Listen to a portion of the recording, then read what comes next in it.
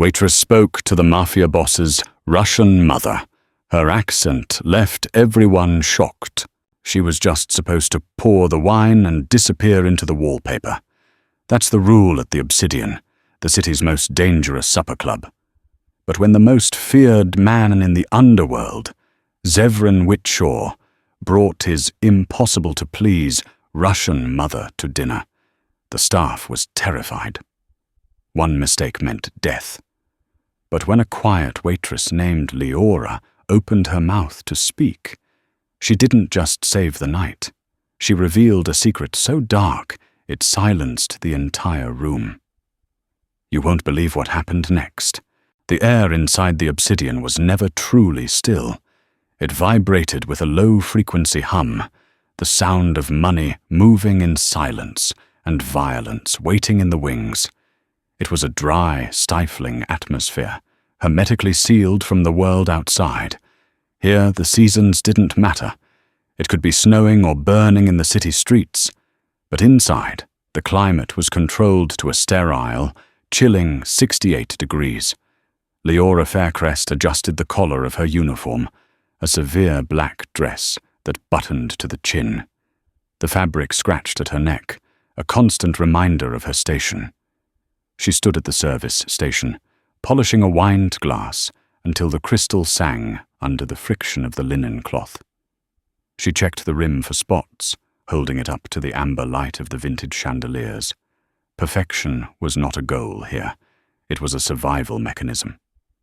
"Faster, Faircrest. You're polishing that glass like you're trying to read your future in it," Merelda Ashwell snapped, gliding past with a clipboard clutched against her chest like a shield. Merelda was the floor manager, a woman whose beauty was marred only by the permanent sneer of dissatisfaction etched around her mouth. She thrived on the anxiety of the staff, feeding on it like a vampire. "It had a smudge, Merelda," Leora replied, her voice soft, barely carrying over the clinking of silverware from the dining floor. "Mr. Goldheart complains if the crystal isn't immaculate." Merelda stopped, pivoting on a heel that looked sharp enough to puncture a lung. "Adrian Goldheart is in the East Wing tonight. He's the least of your worries. We have a VIP booking in the main alcove, table 1. Leora felt a cold knot tighten in her stomach. Table 1 was reserved for the apex predators. It sat on a raised dais, shrouded by heavy velvet curtains that offered privacy while still allowing the occupants to look down upon the rest of the room. It was a throne. "Who?" Leora asked, though she knew better than to ask questions. "Zevran Whitshaw," Merelda whispered at the name, looking around as if saying it too loud would summon a demon. "And he's bringing her." Leora's hands didn't shake, a testament to years of discipline that she kept hidden beneath a facade of mediocrity. "His mother?" "Katriana," Merelda confirmed, a look of genuine terror crossing her eyes. "The last time she was here, she made a busboy cry because the ice in her water clinked too loudly. She said it sounded like cheap glass. Novella is already having a panic attack in the walk-in freezer. You're taking the lead on the table." "Me?" Leora protested, though her face remained impassive. "Novella has seniority. Novella drops things when she shakes." "You don't," Merelda said, her eyes narrowing. "You're like a statue, Faircrest. Sometimes it's creepy. But tonight, creepy is good. Just pour, serve, and don't speak unless spoken to. And for the love of God, don't look the mother in the eye. They say she can smell fear." Merelda marched off, barking orders at a terrified runner. Leora set the glass down. She looked across the expansive dining room. The patrons were filtering in, men in bespoke suits that cost more than Leora made in a year, accompanied by women who glittered with diamonds and danger. In the corner, she spotted Bennett Crestwood, a man known for laundering money through art galleries, laughing loudly with a senator. But Leora wasn't looking at them. Her gaze drifted to the empty table 1. She knew of Zevran Whitshaw. Everyone did. He was the tectonic plate upon which the city's criminal underworld rested. If he moved, the city shook. And his mother? Rumors painted her as the surviving matriarch of a fallen Russian dynasty, a woman who had survived purges and wars that erased entire bloodlines. Leora touched the small, crescent-shaped scar hidden behind her ear, a nervous habit she thought she had broken. She wasn't just a waitress trying to pay rent. She was a ghost in a machine, hiding in plain sight. Serving Zevran Whitshaw was dangerous, not because of what he might do, but because of what he might see. The kitchen doors swung open, and Novella stumbled out, her face blotchy from crying, clutching a tray of appetizers. "I can't do it, Leora," Novella hissed, her voice trembling. "I heard Yestin Moorhart is coming too. If Yestin and Zevran are in the same room, it's going to be a bloodbath. I can't be in the crossfire. I have a cat." "Breathe, Nov," Leora said, taking the tray from her hands to steady it. "Yestin is sitting in the mezzanine. They won't cross paths if we do our jobs right. Just stick to the side stations. I'll take the main floor."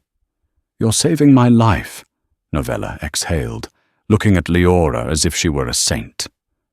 "Wait, why aren't you scared? Do you not know who Katriana is? They say she once poisoned a man's tea while smiling at him." "I know who she is," Leora said, her expression unreadable. "She's just a customer, Novella.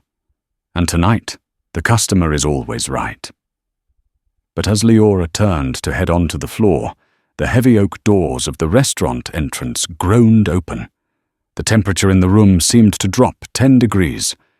The chatter stopped. The clinking of cutlery ceased. Zevran Whitshaw had arrived. Zevran Whitshaw did not walk.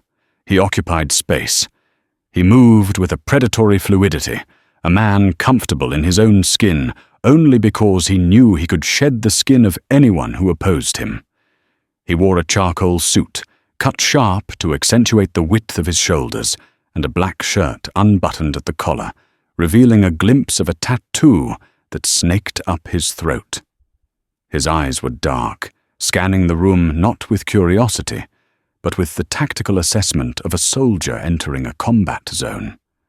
But for all his imposing presence, he was currently playing the role of a dutiful son. On his arm was Katriana. She was a striking woman, radiating a terrifying elegance. She wore a heavy coat of silver fur, despite the climate-controlled warmth, and walked with a cane topped with an obsidian wolf's head. Her hair was stark white, pulled back into a severe bun that pulled the skin of her face tight, accentuating high aristocratic cheekbones. She didn't look at the room. She looked through it. The silence in the restaurant was heavy, suffocating. Leora stood by the service station, her back straight, watching the procession. Behind Zevran trailed 2 bodyguards, their movements synchronized and silent. Merelda was immediately at the door, bowing lower than Leora had ever seen her bow. "Mr. Whitshaw, Madame, we are honored. Your table is prepared." Zevran gave a curt nod, his attention focused on helping his mother navigate the few steps to the main floor. "The corner?" he asked, his voice a deep baritone that carried without effort. "Of course. Table 1.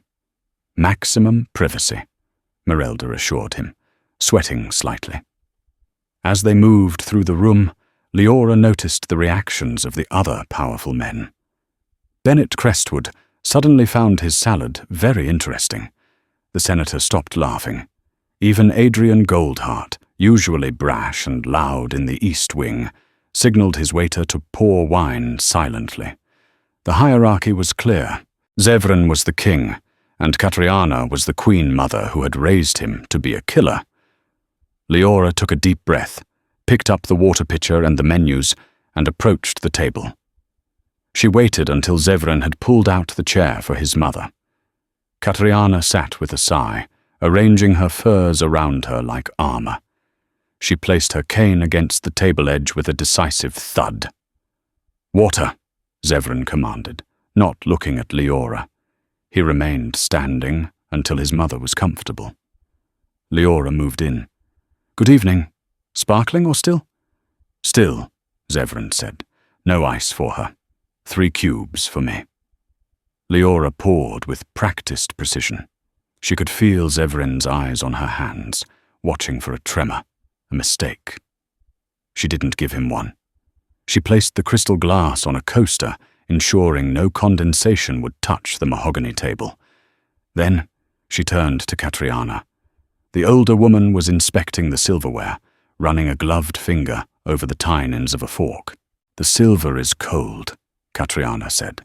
Her voice was raspy, heavily accented, carrying the weight of decades of harsh winters and harsher cigarettes. It wasn't just Russian, it was guttural, deep. "Why is the silver cold?"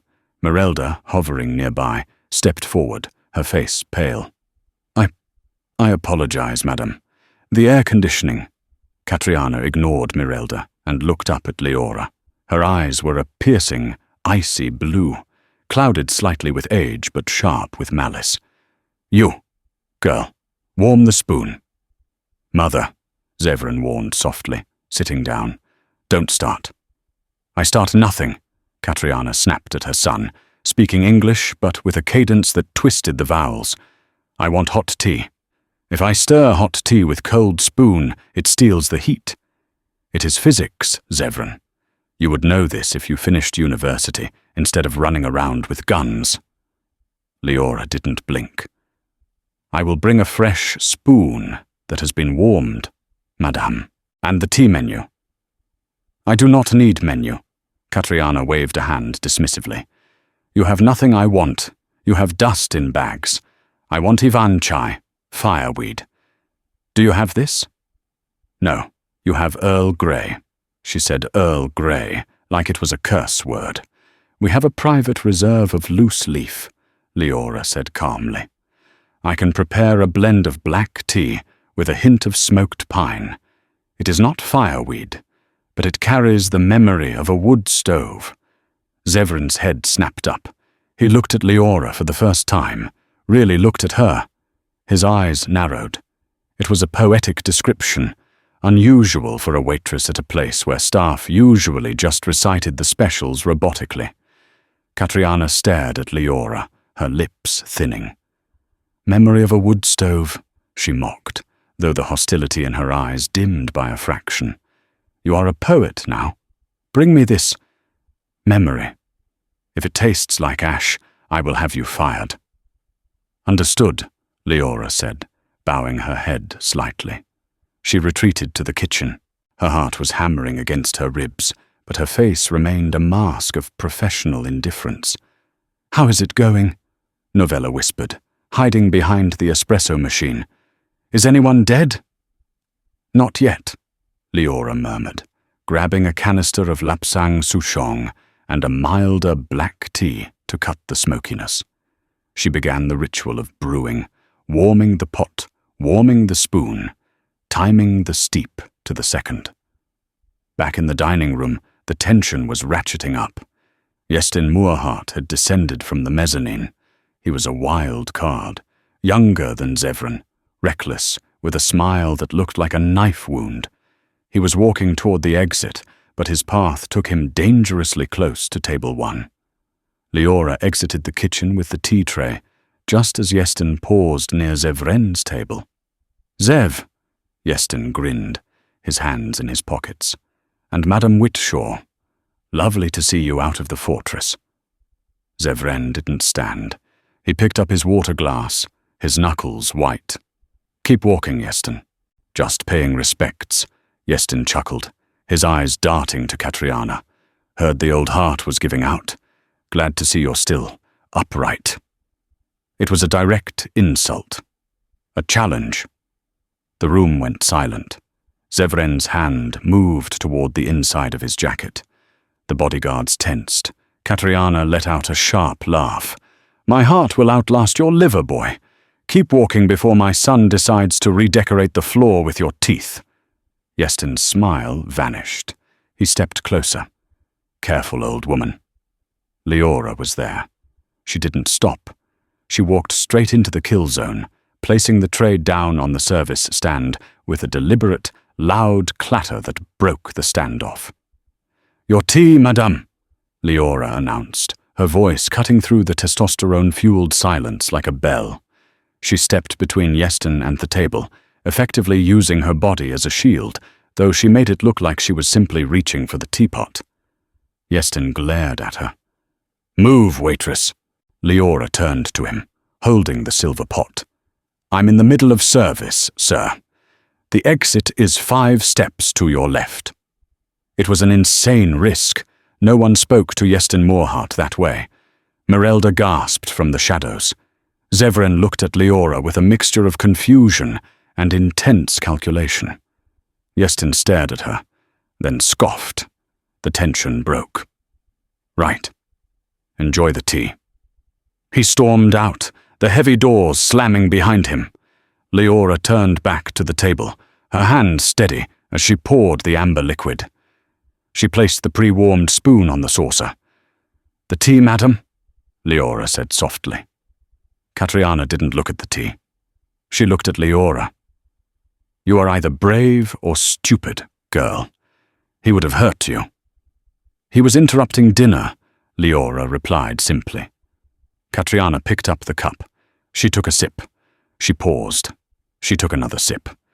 The silence stretched. Zevran watched his mother, waiting for the explosion. "It is acceptable," Katriana conceded. "It smells of winter." Leora exhaled internally.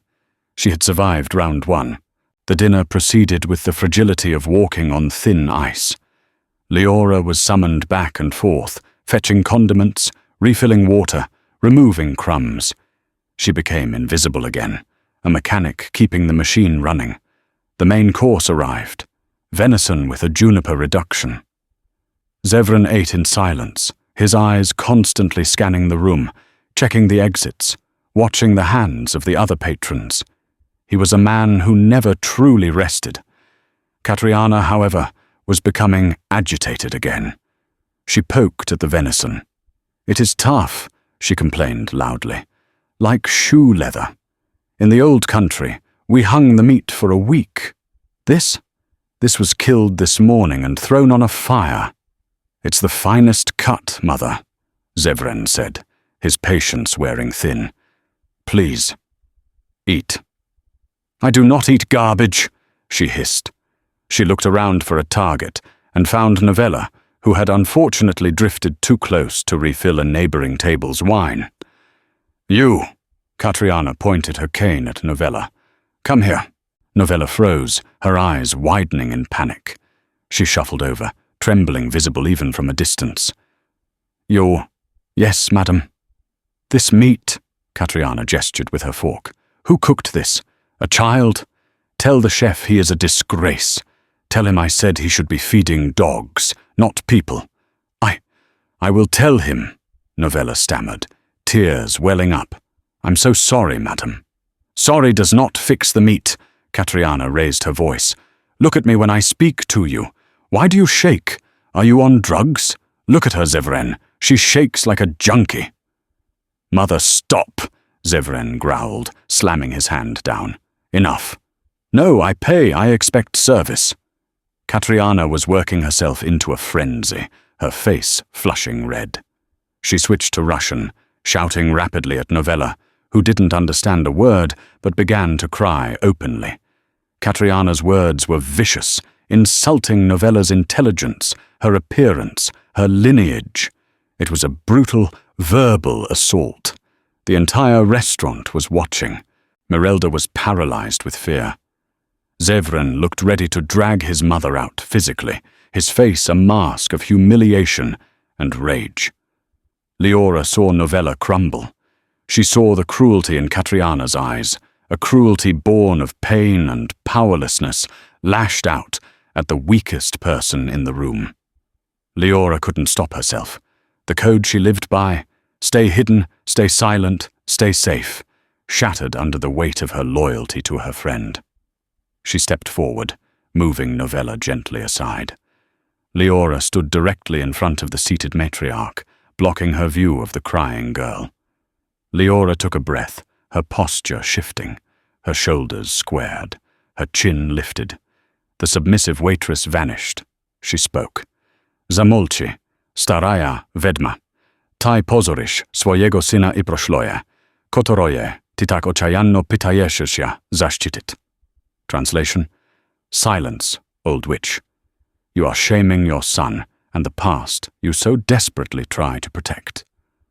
The sound of the room didn't just stop, it died. It wasn't just that she spoke Russian, it was how she spoke it. It wasn't the standard Moscow dialect taught in universities.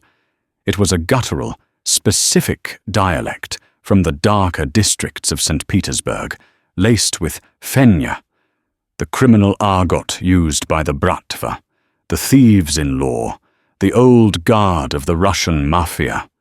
It was a language of prisons and gulags, a dialect that hadn't been spoken openly in 20 years.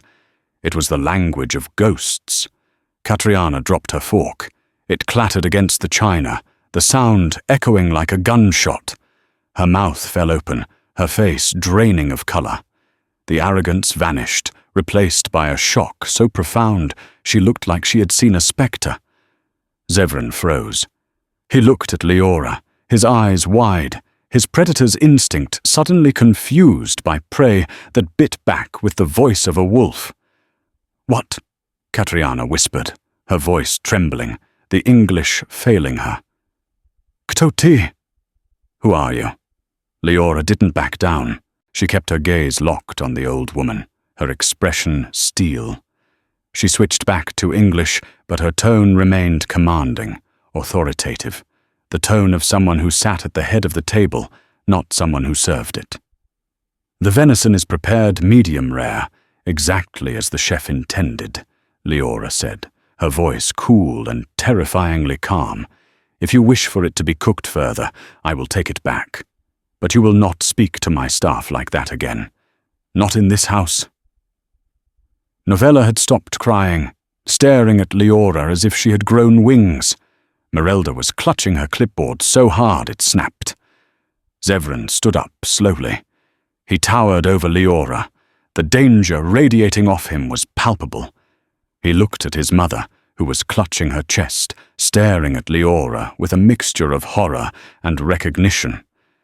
Then he looked at Leora. "Where did you learn to speak that dialect?" Zevran asked, his voice low, dangerous.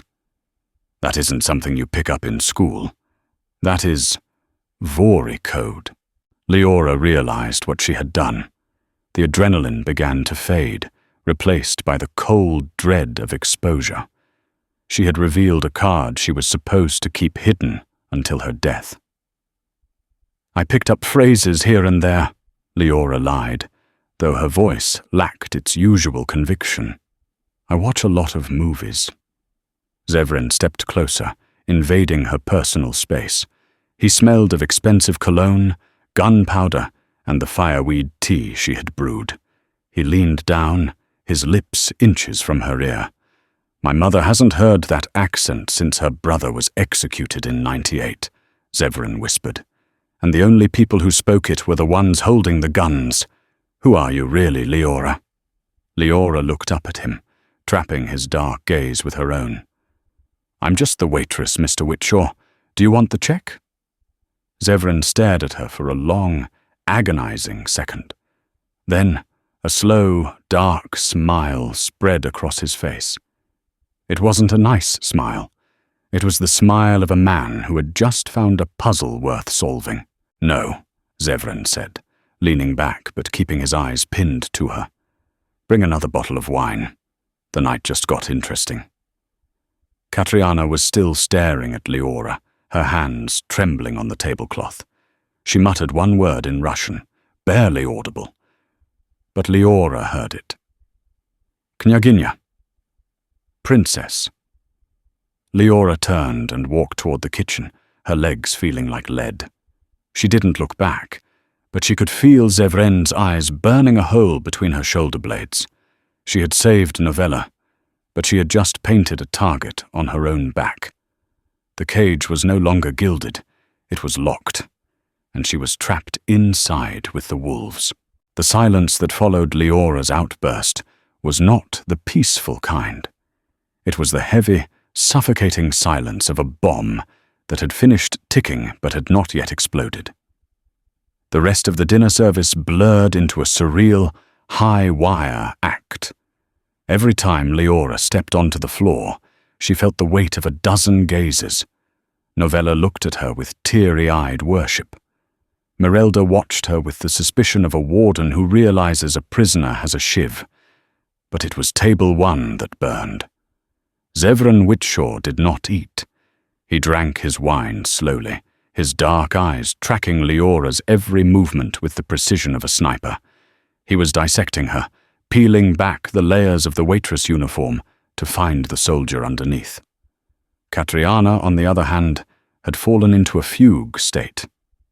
She stared at the tablecloth, tracing patterns with a trembling finger, muttering in the old tongue. She wouldn't look at Leora again, but she wouldn't let anyone else serve the table either. When a busboy tried to clear the bread basket, Katriana nearly took his hand off with her cane. When the last check was finally signed, Adrian Goldheart leaving a tip that could buy a small car, likely to buy silence about his earlier outbursts, the restaurant began to bleed out its patrons. The heavy oak doors groaned shut for the final time, sealing the staff inside the gilded cage. Leora retreated to the locker room, her hands finally beginning to shake. The adrenaline was crashing, leaving behind a cold, prickly fear. She stripped off the uniform, the fabric feeling like a second skin she was desperate to shed. She pulled on her street clothes, a thick, oversized sweater, dark jeans and boots that were practical for running. She reached into her locker and pulled out her bag. Hidden in the lining was a burner phone and a passport that said her name was Elena Vance. Leora. She spun around, hand diving into her bag, fingers grazing the handle of the ceramic knife she kept there. It was Novella. The younger girl stood in the doorway, clutching her tips. I wanted to say thank you. No one has ever stood up to a customer for me. Especially not them. Leora relaxed, withdrawing her hand. You didn't deserve that, November. No one does. Merelda is in the office, Novella whispered, looking over her shoulder. She's on the phone with the owners. I think she's trying to figure out how to fire you without Zevran finding out. She's scared. Let her fire me, Leora said, swinging her bag over her shoulder. It would be the smartest thing she's ever done. Where did you learn to speak like that? Novella asked, her curiosity overriding her fear. It sounded ancient, like something from a movie. Movies, Leora repeated the lie, though it tasted like ash. Just movies, November. Go home, lock your door. Leora didn't wait for a response. She bypassed the main staff exit, which spilled out into the well-lit employee parking lot, and instead headed for the delivery bay. It was a labyrinth of concrete corridors that smelled of rotting vegetables and bleach. She needed to disappear. If she could make it to the subway before Zevran's security detail did a sweep, she might have a chance to burn the Leora Faircrest identity and vanish before morning. She pushed open the heavy steel door to the alleyway. The night air was crisp, biting against her flushed skin. The alley was narrow, flanked by high brick walls that blocked out the city lights. It was a tunnel of shadows. Leora took 2 steps and froze. A single figure was leaning against the dumpster, the ember of a cigarette glowing like a demon's eye in the dark. I checked your file. A deep, baritone voice rumbled from the shadows. Leora Faircrest, born in Ohio. Community college dropout. No criminal record. Previous employment at a diner in Jersey. Zevran Whitshaw stepped into the pale wash of the street lamp at the end of the alley. He dropped the cigarette and crushed it under the heel of his polished Oxford.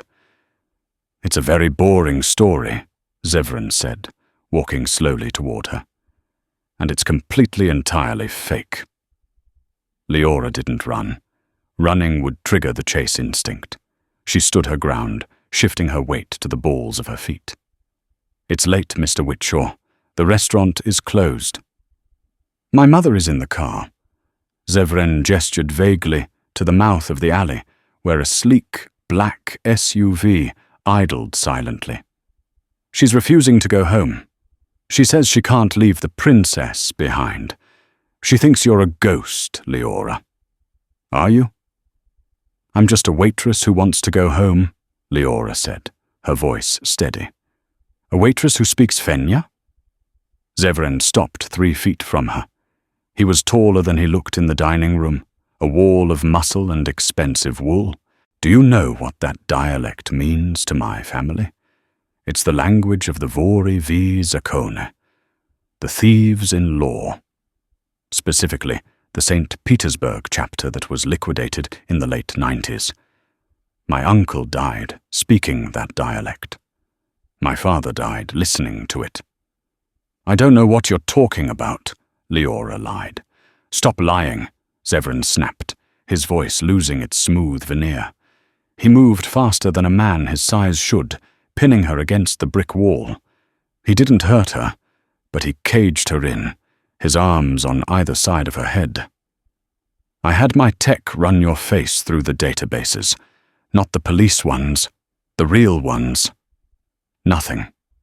You're a ghost, which means you're either very good at hiding or you're protected by someone very powerful."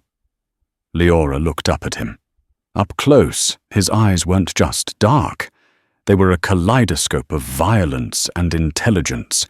He wasn't a thug. He was a king who suspected a usurper. "If I were a threat," Leora whispered, "your mother would be dead. I had access to her tea, her food, her space. If I wanted to hurt the Whitshaw family, I wouldn't have saved your dignity by silencing her tantrum." Zevran paused. The logic held. "Then why? Why the show? Why reveal yourself?" "Because she was cruel," Leora said, the mask slipping just enough to show the fire underneath. "And I hate bullies, even the ones wearing fur coats." Zevran stared at her, his breath hitching slightly. For a moment, the interrogation wavered. He looked at her mouth, then back to her eyes. The tension shifted from threatening to something electric, charged with a dangerous chemistry. "You're in danger," Zevran said, his voice dropping to a murmur. "Yeston Moorhart saw you. He saw you stand up to him, and he saw you stand up to my mother. Yeston is a paranoid psychopath. He'll think you're my secret weapon. He'll think you're a heavy." "I can handle Yeston," Leora said. "You have no idea what you're talking about," Zevran scoffed. "You're coming with me. I'm not going anywhere with you." "It wasn't a request," Zevran said, stepping back. "Adrian Goldheart is already asking questions about the Russian girl. The rumors are spreading. If I let you walk away tonight, you'll be in a trunk by morning. And my mother, she won't forgive me if I let the princess die." Before Leora could respond, the sound of screeching tires tore through the air. A van swerved into the mouth of the alley, blocking the exit. The side door slid open. Zevran didn't hesitate. He grabbed Leora's wrist, pulling her behind him. "Get down!" But the men jumping out of the van weren't shooting. They were holding cameras. Paparazzi? No, they were holding phones, streaming. "There she is!" one of them shouted. "The mystery woman!" It was a distraction. While Zevran was focused on the intrusion, a shadow dropped from the fire escape above them. Leora sensed the displacement of air before she saw the movement. She shoved Zevran hard, sending him stumbling just as a crowbar swung through the space where his head had been. Leora spun, her leg lashing out in a high arc, her boot connecting with the attacker's wrist. Bone crunched. The crowbar clattered to the concrete, The attacker grunted, a massive man in a ski mask, and lunged for her. Leora didn't panic. She sidestepped, used his momentum, and drove her elbow into his solar plexus, followed by a palm strike to the nose. He went down like a sack of cement. Silence returned to the alley, save for the heavy breathing of the two of them. Zevran stared at the unconscious man, then at Leora. He looked at her stance, balanced, lethal, professional. "Community college dropout, huh?" Zevran said, wiping a speck of dust from his lapel. Leora straightened her sweater, her heart pounding. "I took a self-defense class at the Y." Zevran laughed, a dry, humorless sound. "Get in the car, Leora, before I have to carry you." This time she didn't argue. The interior of Zevran's SUV was silent as a tomb. The leather seats were soft, the windows tinted so dark the city outside was just a smear of neon and shadow. Leora sat in the back, squeezed between a stony-faced Zevran and a trembling Katriana. Katriana hadn't stopped staring at Leora since she entered the vehicle. The old woman's hands were clasped around the handle of her cane, her knuckles white. Every few minutes, she would reach out, almost touching Leora's sleeve, before pulling back as if afraid she would burn her fingers. "Where are we going?" Leora asked, breaking the silence. "A safe house," Zevran said without looking at her. He was typing furiously on his phone. "Yestin made a move. That ambush in the alley wasn't a hit. It was a test. He wanted to see if I'd protect you. I did. Now you're marked." "I handled the attacker," Leora pointed out. "I didn't need your protection." "You handled one," Zevran corrected. "Yestin has an army, and now he knows you're combat-trained. That makes you a soldier in his eyes, not a civilian. The rules of engagement have changed." The car wove through the city, leaving the high-end district for the industrial, sprawling outskirts. They pulled up to a converted warehouse that looked abandoned from the outside, but had security cameras blinking in every corner. The garage door rolled up, swallowing the car into the belly of the building. "Out!" Zevran commanded. The safe house was a fortress disguised as a loft. Exposed brick, steel beams, and furniture that cost more than Leora's life savings. It was beautiful and cold, much like Zevran himself. Katriana hobbled to a velvet armchair and collapsed into it. "Tea," she demanded, her voice weak, with the memory of the wood stove. Zevran sighed, rubbing his temples. "I'll have the staff make it." "No." Katriana slammed her cane down. "Her. The princess must make it. Only she knows the ratio." Zevran looked at Leora, an apology warring with exhaustion in his eyes. "The kitchen is fully stocked. Please, just pacify her while I figure out how to keep us all alive." Leora walked into the kitchen. It was a chef's dream. Industrial stove, copper pots, marble counters. She found the tea quickly, her hands moving through the ritual on autopilot. As the water boiled, she looked at her reflection in the darkened window. She looked tired. The waitress was gone. The woman staring back was the one she had tried to bury. She brought the tea to Katriana. The old woman took the cup with shaking hands. "Sit," Katriana commanded, pointing to the ottoman at her feet. Leora sat. "Taiva Nulas," Katriana whispered. "You have returned." "I have not returned from anywhere, madame," Leora said softly. "I am just Leora." Katriana leaned forward, her eyes searching Leora's face. "You have her eyes. The same shape, the same coldness. We thought the fire took everyone. The Vorontsov estate. 1998. The winter purge." Leora stiffened. Vorontsov. The name was a ghost story in the underworld. The Vorontsov family had been the royalty of the Russian mob, rivals to the Witchhaws, until their estate burned down in a mysterious fire that killed everyone. Or so the story went. "I am from Ohio," Leora said, her voice tight. Lies, Katriana spat, but without venom this time. You speak the Fenya, you fight like a wolf, and you look at my son not with fear, but with assessment. Only a Vorontsov looks at a Witshaw that way. Mother, leave her alone. Zevran entered the room, having discarded his jacket. He rolled up his sleeves, revealing thick forearms corded with muscle. We have a problem. He turned on a large flat-screen monitor on the wall. It showed a news feed. The obsidian was on fire. Leora gasped, standing up. Novella? She's fine, Zevran said quickly. The staff got out, but the message is clear. Yestin burned my territory because I embarrassed him, and because I took you. This is my fault, Leora whispered. No, Zevran said, walking over to pour himself a drink. This was coming for a long time. You were just the spark. But now, we have a bigger issue. Yestin has called a skodka. Katriana dropped her teacup. It shattered on the floor. A skodka? Here? In America? A meeting of the bosses, Zevran explained to Leora, though he suspected she already knew. To settle the dispute, he's claiming I violated the truce by bringing a foreign agent, you, into the fold without declaring it. He thinks you're an assassin sent by the old families in Russia to reclaim territory. Tell him I'm a waitress, Leora said. He won't believe it. Not after you broke a man's wrist in 3 seconds. Zevran took a sip of whiskey. The meeting is tomorrow night. Neutral ground. I have to present you.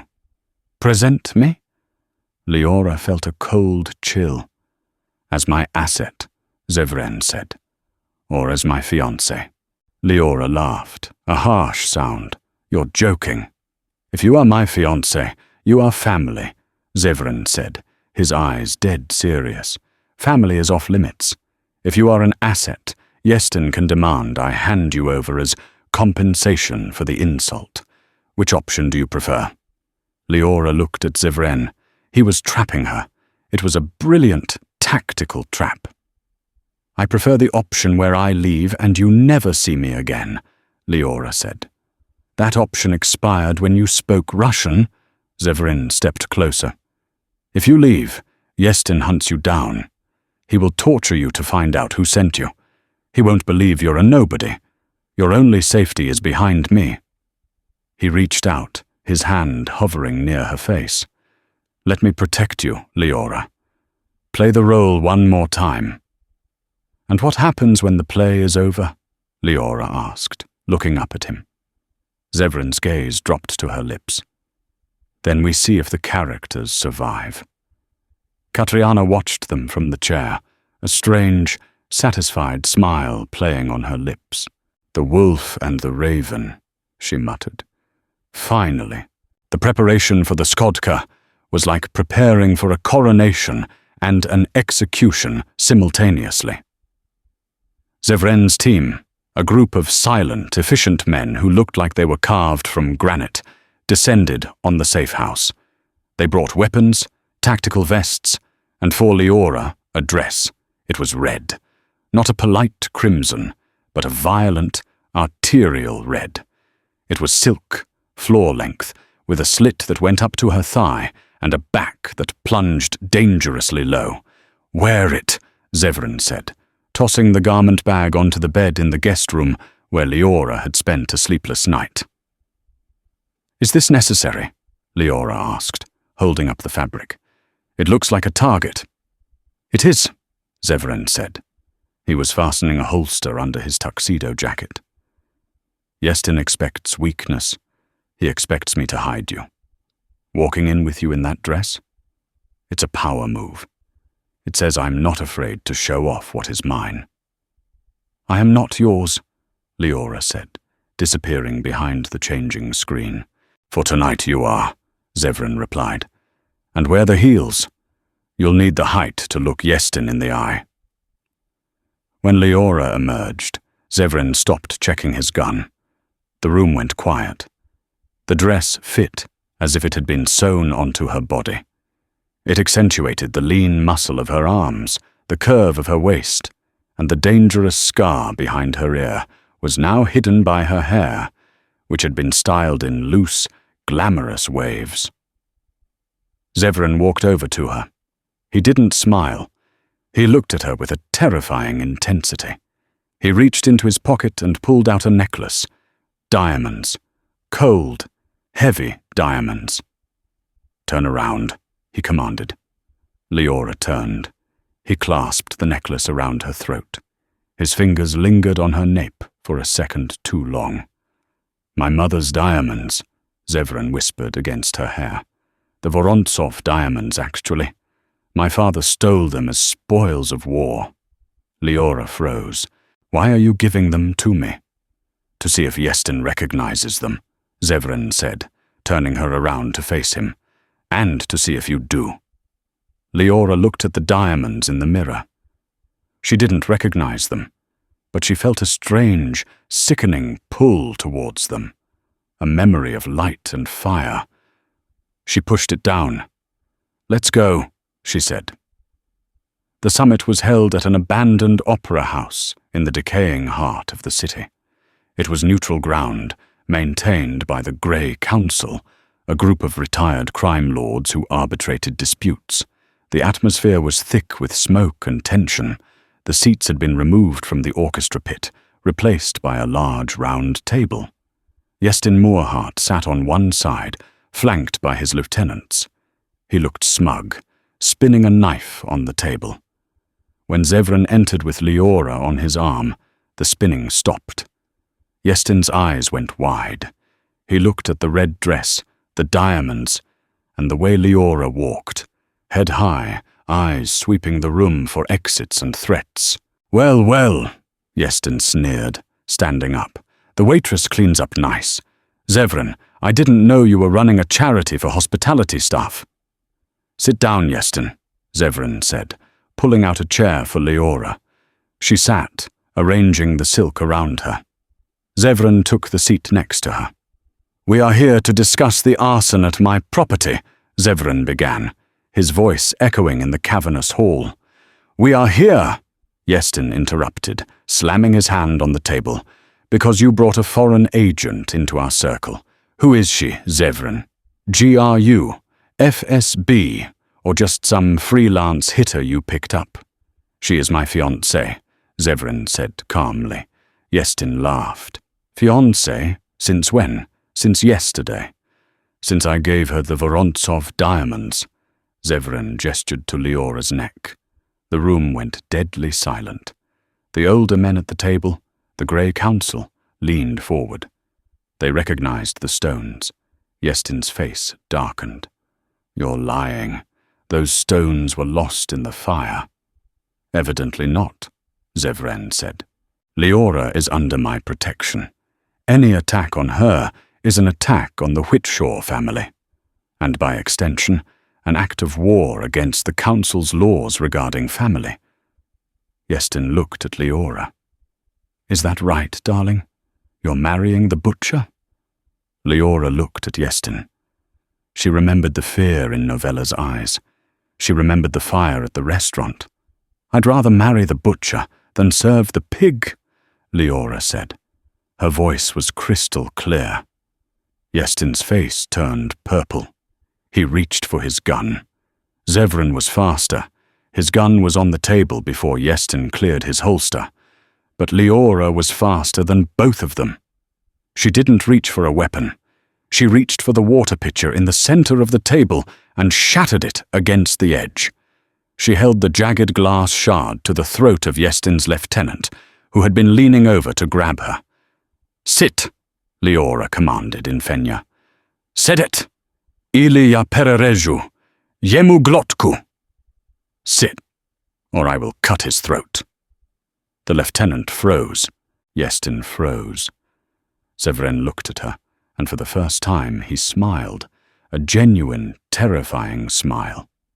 "I think," Zevran said, "the lady has made her position clear." But the victory was short-lived. From the shadows of the opera boxes above, a slow clap began. Everyone looked up. Standing on the balcony, looking down like a gargoyle, was a man.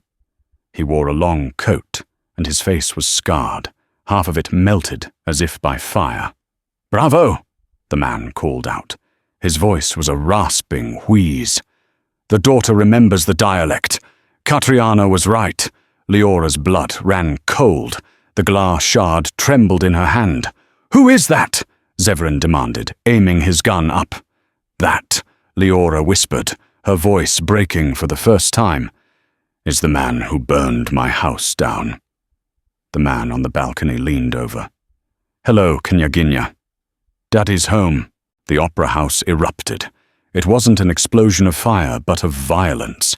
At the sight of the scarred man, Viktor Vorontsov, the ghost of a dead dynasty, the fragile truce shattered like dropped crystal. "Kill them!" Yestin Moorhart screamed, flipping the heavy oak table. He scrambled back as bullets began to chew through the velvet upholstery of the chairs. Zevran didn't waste a second on shock. He grabbed Leora by the waist, hauling her behind a marble pillar, just as the balcony above lit up with muzzle flashes. Victor's men were up there, raining suppression fire down on the pit. "He was supposed to be dead!" Zevran roared over the deafening noise, checking the magazine of his pistol. "My father saw the body. They identified dental records." Leora was pressing herself against the cold stone, her chest heaving. The red dress was already ruined, torn at the hem where it had snagged on the debris. But her eyes were dry. The fear had evaporated, burned away by a cold, white-hot rage. "He faked it," Leora said, her voice cutting through the cacophony. "He burned us all to escape his debts to the cartel. He locked the doors from the outside. He watched us burn, Zevran. I only got out because I was small enough to fit through the laundry chute." Zevran looked at her, and for a moment the battle around them faded. He saw the little girl in the fire, and he saw the woman who had built a fortress around that trauma. "We move on 3, Zevran commanded, his face hardening into the mask of the wolf. "Back exit. My team is securing the perimeter, but we're cut off from the main SUV." "I can drive," Leora said, hiking up the skirt of her dress to free her legs. "Not in those heels," Zevran retorted. Leora kicked them off without hesitation, standing barefoot on the dust-covered floor. "Try me." They moved. Zevran provided cover fire, his aim supernatural even in the chaos. He took down 2 of Yestin's men who tried to flank them. Leora moved like a shadow, low and fast. When a third gunman emerged from the wings, Leora didn't wait for Zevran. She grabbed a discarded mic stand, swinging it with the precision of a bow staff. The heavy iron base connected with the gunman's temple with a sickening crunch. He dropped instantly. They burst out the rear stage door into the cool, dry night air. The alleyway was a choke point. Zevran's backup vehicle, a matte grey sedan, screeched around the corner, driven by his head of security. "Get in!" the driver shouted. As they scrambled into the back seat, the rear windshield shattered. Victor was standing on the fire escape above, a long-range rifle in his hands. He wasn't shooting to kill. He was shooting to disable. "Drive!" Zevran ordered. The car tore onto the main road, weaving through traffic. Leora looked back. She saw her father lowered the rifle, a twisted smile visible even from the distance. He let them go. It was a game to him. Cat and mouse. "He's not working with Yestin," Leora said, catching her breath as the city lights blurred past. Yestin looked just as terrified as we were. "Victor is a third party. He's here to burn it all down." "He called you Knyaginya," Zevran said, wiping a smear of soot from his cheek. He looked at Leora with a new kind of reverence. "You are the heir to the Vorontsov Empire. If the old families in Russia find out you're alive, the balance of power shifts. You aren't just a waitress, Leora. You're a queen in exile."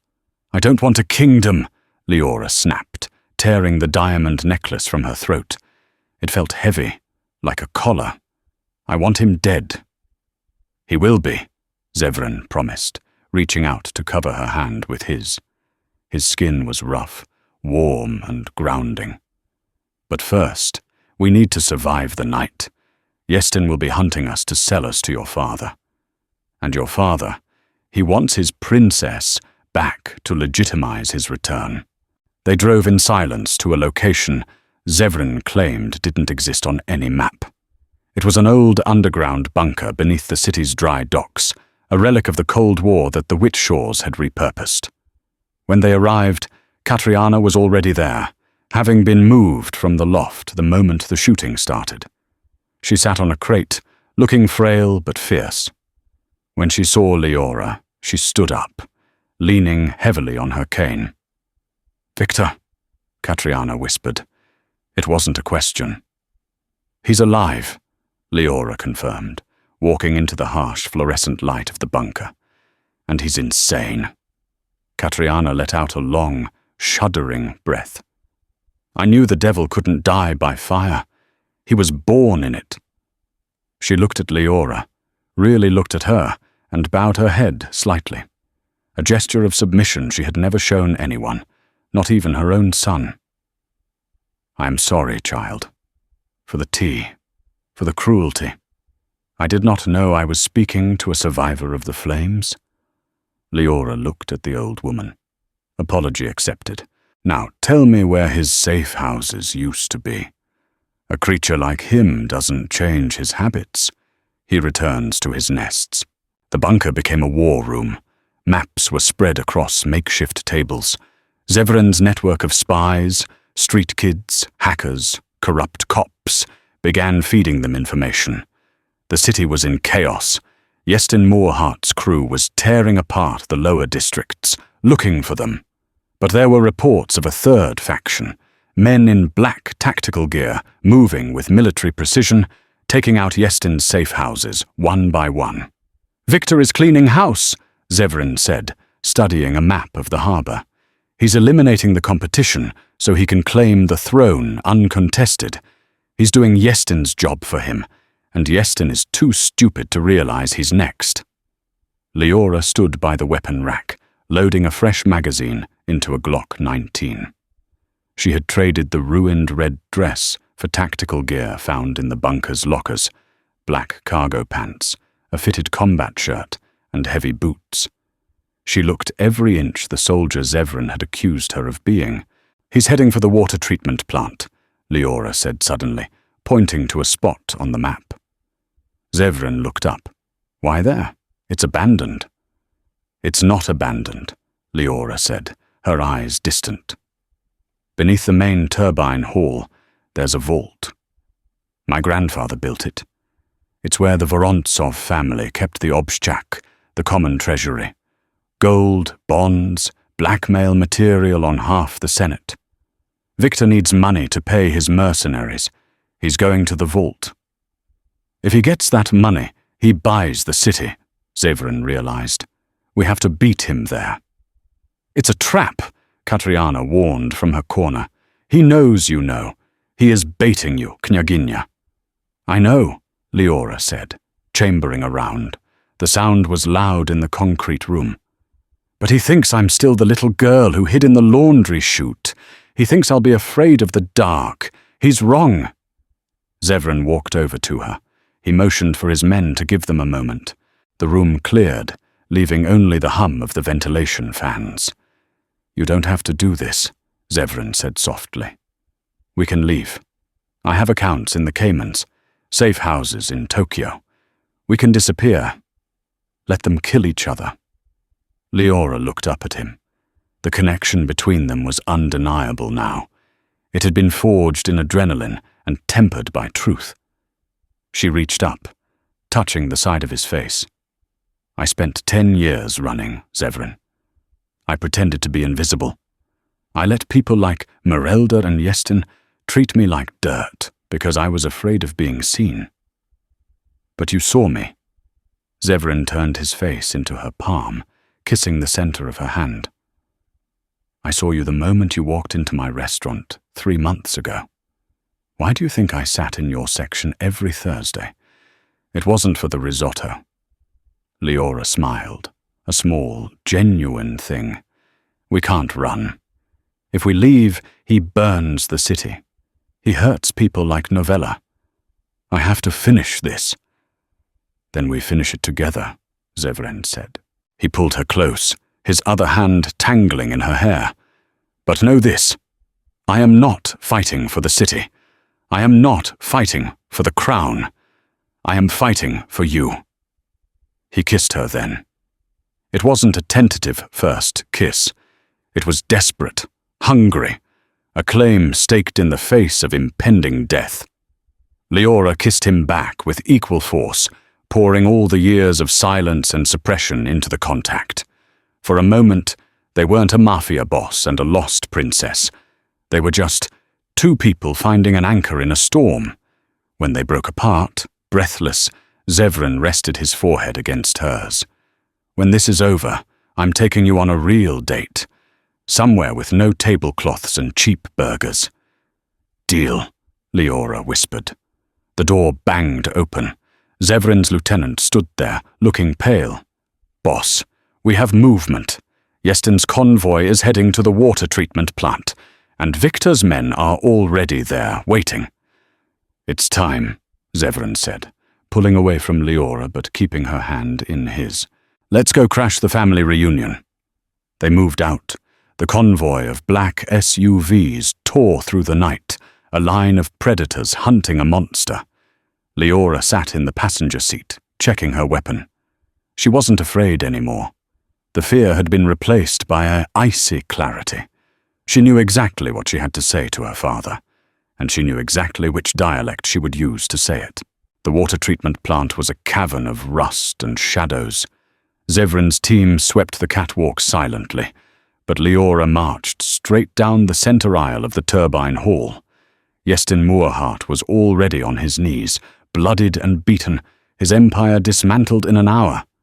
Standing over him was Viktor Vorontsov, his scarred face twisted in a grin as he saw Leora emerge from the dark. Elena. Viktor spread his arms wide, ignoring Zevran's gun, trained on his chest. You've come to help your father claim his inheritance. My name is Leora, she said, stepping into the light. And I'm here to close the account. Open the vault, girl, Viktor sneered, gesturing to the massive steel door behind him. The combination is your birthday. Inside is enough gold to buy this city and bury the Witchshaws. Leora didn't hesitate. She walked past him, punched in the code 102488, and the hydraulics hissed. As the heavy door groaned open, Viktor shoved Yestin aside and sprinted toward the dark moor, blinded by greed. Everything is mine, Viktor shouted, rushing inside. The kingdom is... He froze. The vault was empty. Just a single wooden chair and a tape recorder in the center of the concrete room. Grandfather didn't trust you, Leora's voice echoed from the doorway. She stood by the control panel, her hand on the lever. He moved the treasury before you burned the house. You killed them for nothing. Viktor spun around, horror dawning on his face. No, I am your father. I have no father, Leora replied in perfect chilling Fenya. I have only a memory, and I am burning it. She slammed the lever down. The steel door surged forward. Viktor screamed, lunging for the exit, but Zevran fired 3 rounds at his feet, forcing him back. The door slammed shut with a boom that shook the building, sealing Viktor inside his concrete tomb forever. Silence fell. Leora looked down at a terrifyingly pale Yestin. Run, she commanded. If I see you in my city again, you join him. Yestin scrambled away without looking back. Leora finally sagged, the adrenaline crashing, but Zevran was there instantly, pulling her into his arms. It's over, he whispered, holding her tight. You're safe. He's gone, Leora breathed, burying her face in his chest. Let's go home, Zevran said, kissing the top of her head. I owe you a burger. The morning sun hit the pavement outside the obsidian, which was currently surrounded by scaffolding. The fire damage was being repaired, but inside, the kitchen was already buzzing. Leora sat at table 1, not serving it, sitting at it. Across from her sat Zevran, reading the morning paper, and next to him sat Katriana. "The tea is cold," Katriana complained, poking at her cup. Leora didn't flinch. She picked up the teapot, poured the cold tea into the slop bowl, and poured a fresh, steaming cup. She slid it over to the matriarch. "It's hot now, Katriana," Leora said calmly. "Drink it before I tell Zevran about the time you tried to bribe the health inspector." Zevran choked on his coffee, hiding a smile behind the newspaper. Katriana glared at Leora, but there was no malice in it, only respect. She took a sip. "It is acceptable," Katriana grumbled. Then she looked at Leora. "Pass the sugar, Knyaginya." Leora smiled. She passed the sugar. She wasn't the waitress anymore. She wasn't just the princess either. She was Leora. And for the first time in her life, she wasn't hiding. The city outside was loud, dangerous, and chaotic. But in here, in the obsidian dark of the restaurant, everything was exactly as it should be. And that is how the quiet waitress silenced a Mafia queen and buried a king. Leora didn't just survive the underworld, she rewrote the rules. From pouring wine to pouring concrete over her past, she proved that the most dangerous person in the room is often the one you overlook. If you enjoyed this story of hidden identities, Mafia romance, and justice served cold, please hit that like button. It helps the channel immensely. Don't forget to subscribe and ring the bell so you never miss a story. Share this with a friend who loves a good plot twist. Thanks for watching, and see you in the next story.